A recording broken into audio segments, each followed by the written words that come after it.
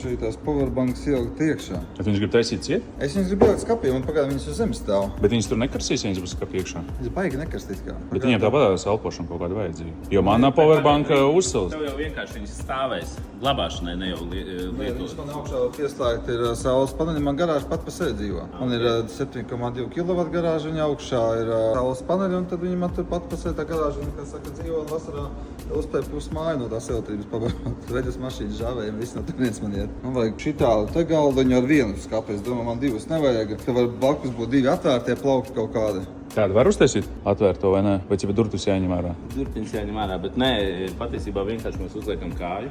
Cīpa šitā tu domāji, ja? No apmēram.